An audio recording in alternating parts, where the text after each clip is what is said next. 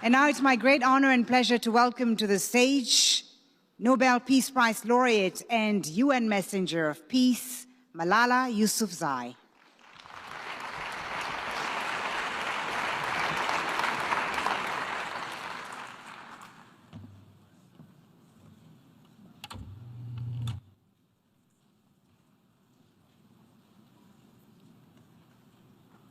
Seven years ago, I stood on this platform, hoping that the voice of a teenage girl who took a bullet in standing up for her education would be heard.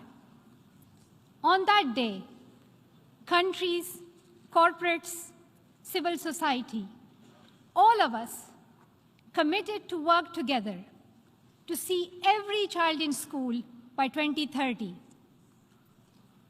Yet halfway to that target date, we are facing an education emergency.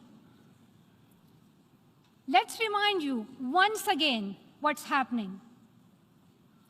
In Afghanistan, Taliban have banned girls like Sumaya from their education. In Uganda and Pakistan, droughts and floods are ravaging homes like the ones where Vanessa and I grew up. And conflict and violence in countries like Ethiopia, Ukraine, and other countries are keeping girls like Yelizaveta out of the classroom. If you are serious about creating a safe and sustainable future for the children, then be serious about education. You have heard enough about how education transforms lives, strengthens economies, and contributes to a more peaceful world. You know every country, community, and corporation would benefit from every girl having access to safe, quality, and free education.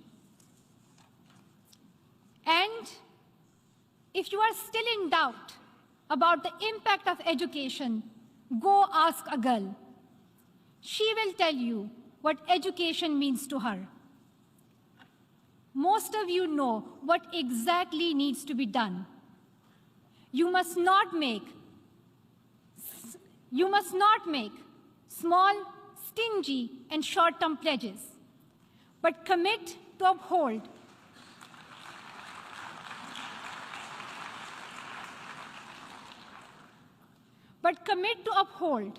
the right to complete education and close the funding gap once and for all.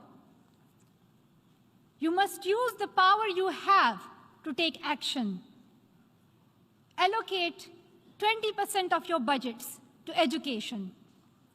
High-income countries increase aid, cancel debts, and set fair global tax system so that low-income countries can spend more on girls.